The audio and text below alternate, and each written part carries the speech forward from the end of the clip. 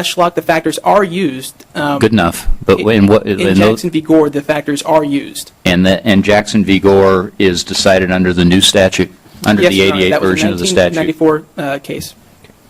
Your Honor, given that these factors are still valid, and we have enough circumstantial evidence, factual evidence, to support more than one conclusion, the issue here is not whether we win. I see I've reached the limit of my time. May I briefly conclude? Your Honor, the issue is not whether we win or lose on either issue right now. The issue is there a reasonable inference based upon the evidence that a jury could conclude if there's more than one conclusion, the court must deny summary judgment. And in this case, where the defendant's argument is based so heavily upon the credibility of testimony and the weight of the authority, the case precedent of Richter v. Klink already indicates that Indiana courts have denied summary judgment when that is the case. Given this information, the defense would ask, or the plaintiff would ask that you deny the defendant's motion for summary judgment. Thank you, Your Honors. Thank you, Mr. Walsh. Ms. Babbitt?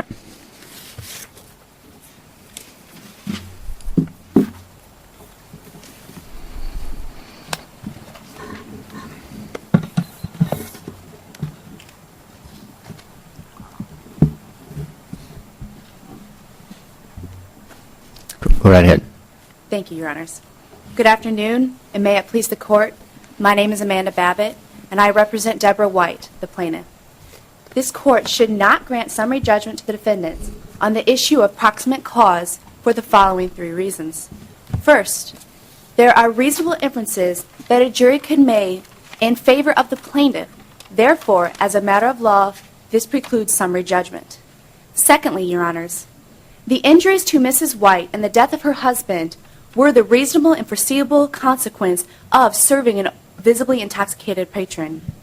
And thirdly, Your Honors, a criminal act can be the intervening act that does not break the chain of causation because the act is reasonably foreseeable. First, Your Honor, the issue of proximate cause and reasonable foreseeable... Maybe you ought to start where I asked Mr. Van Mater to start and give me your definition of proximate cause. Yes, Your Honor. The proximate cause of an injury is, the act is a proximate cause of an injury if it is an act that sets in motion the chain of events that eventually results in the injury, and that the injury was reasonably foreseeable, a reasonable foreseeable result from the original act. So it's really foreseeability is what distinguishes it from plain old ordinary cause or cause in fact, as we sometimes refer to it. Yes, Your Honor. For an injury to be a proximate cause, it doesn't have to be the immediate preceding act that took place, but rather it just has to set in motion a chain of events that eventually results in the injury, and that injury must be reasonably foreseeable based on that initial act. Now, I had a question I forgot to ask Mr. Van Mater. I'll ask you, can there be more than one proximate cause under this statute? Yes, Your Honor, there can be more than one proximate cause. Tort law does allow for more than one proximate cause. Well, we're not really talking about tort law here, though, are we? We're talking about a statute. Yes, Your Honor, you're correct. And yes, there can be more than one proximate cause of an injury. What's your authority for that? Your Honor, I do believe Welch addresses that issue. Doesn't the statute expressly say a proximate cause, not the proximate cause? Your Honor, I do believe the statute does say is the proximate cause of the injury. So it says a proximate cause. I was trying to help you. Oh, thank you, Your Honor. Doesn't happen very much in this business, but every once in a while you'll find a friendly judge. Well, thank you, Your Honor. I appreciate it. Your Honor, the court in National Railroad Passenger Court said, it is well settled Indiana law that the foreseeability of an intervening cause is a question of fact for the jury's determination. Additionally, Your Honors, the United States Supreme Court said in Anderson that a jury, not a court, is to resolve the parties' differing versions of the truth. Your Honor, there are differing versions of the truth offered by both parties. The defendant simply offers a version of the truth that says that this was the result of a criminal act that broke the chain of causation.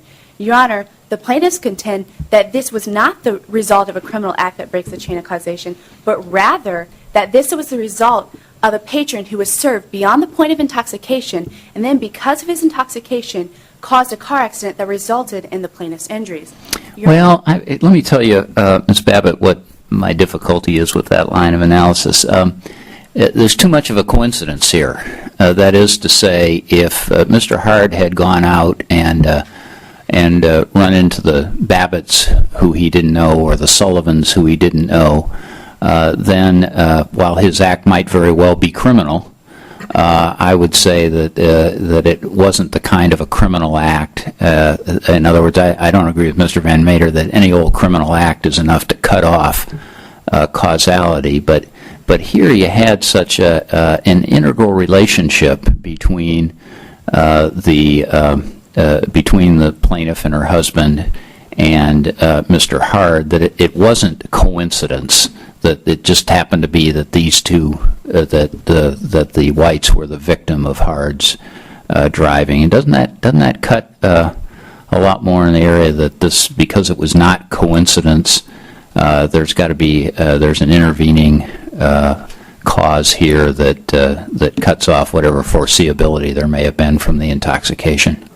Well, Your Honor, an intervening cause doesn't necessarily preclude a finding of proximate cause as long as the original act was still the proximate cause of their injury and the injury was reasonably foreseeable. What's your authority for that? In Booker v. Morrill, the trier of fact can reasonably draw the inference that a driver intoxicated beyond a certain point will be unable to control his vehicle and is likely to cause a fact. Your Honor, I don't hear anything about intervening cause in that quotation from Booker, though. Yes, Your Honor. Well, counsel, your client knew he was chasing them, didn't she? That's the reason she called 911. She didn't just say there's an intoxicated person. She said he's chasing us. Yes, Your Honor, the plaintiff So does.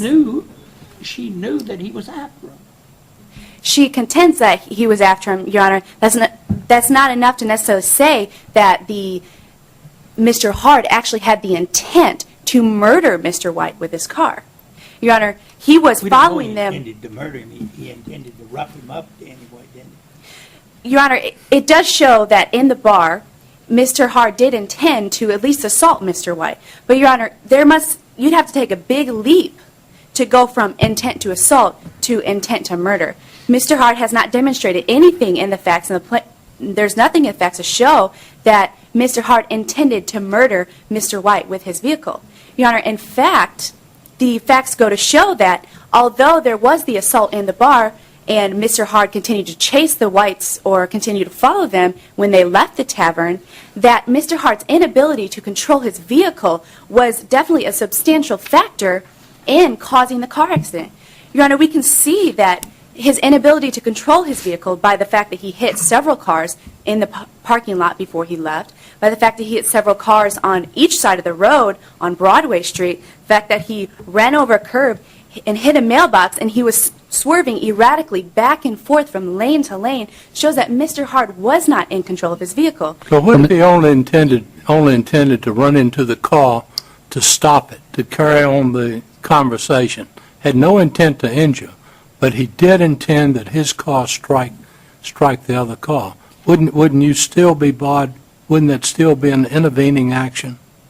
Yes, Your Honor, but there's no evidence here to show that he intended to ram his vehicle in the car, whether to stop it or to actually Well, it doesn't make any difference then whether he was trying to hurt them or not. The defendant doesn't have to prove that he was attempting to injure them, only that he intended to collide with them so as to stop the vehicles. Yes, Your Honor, but the record is void of any evidence that would indicate Mr. Hard's intent was to collide with the Whites. Your Honors, if you look at the diagram on the accident based on Mrs. White's testimony of what happened, you can see that Mr. Hard and the Whites were very close in proximity. You can see that Mr. Hard was in the left lane as he had been driving back and forth from lane to lane, and that the Whites had turned into Mr. Hard's vehicle. Your Honors, based on the close proximity, even a sober person would have great difficulty avoiding the Whites' cars if he found himself in that position. Well, Ms. Babbitt, I think let's try to be practical here. There's some degree of animosity, right, between Hard and at least your client's late husband, right? Yes, I mean, Your you'll Honor. acknowledge that. Yes, Your Honor. And at least to some degree, Hard getting in this car and going after them is a part of a reflection, is motivated in part because of that animosity. I don't think as human beings we can deny that, can we? No, Your Honor. I would say that, yes, it was his intention to continue his conversation with the whites that he got in his car to follow them. And the question is whether, as a legal matter, as a matter of Indiana law, that cuts off it cuts off the proximate cause of intoxication, right?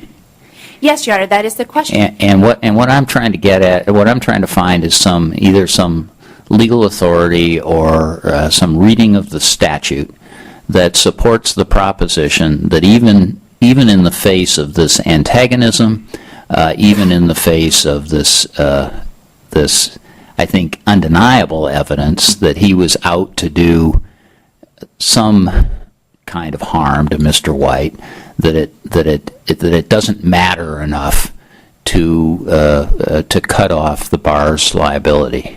Yes, Your Honor. And the court in a state of Mathis v. Ireland said that when between an alleged act of negligence and the occurrence of an injury, there intervenes the willful, malicious, and criminal act of a third party which causes the injury and which could not reasonably have been foreseen by the allegedly negligent party, the causal chain. Oh, excuse me, that was the wrong case I was reading. I'm sorry, Your Honors. I wanted to actually talk about the court in Bartolini said that the bar's negligent act. Bartolini? Yes, sir. Yes, sir. Even if followed by an intentional harmful act by the intoxicated patron, is still the proximate cause of an injury if the injury is a natural or probable consequence, which, in light of the circumstances, should have been foreseen or anticipated. That was in Bartolini, sir. And that's, I'm sorry, that's a case that I don't remember. Where is that from and when? As in Paragon Family Restaurant, Your Honors, v. Bartolini, Supreme Court, Indiana Supreme Court, 2003. Your Honors, that was where... Should have remembered that, huh? Appreciate the reminder. And who was the author? I can't answer that. Don't that question's over the top. Basically, Your Honor, there was this pub. He served an underage patron who went. He left the bar. He assaulted another patron, and the court said in Bartolini that even though the intoxicated patron did commit a willful criminal act, it still did not break the chain of causation between the negligent act of overserving the patron and the ultimate resulting injury, as long as the ultimate resulting injury was reasonably foreseeable.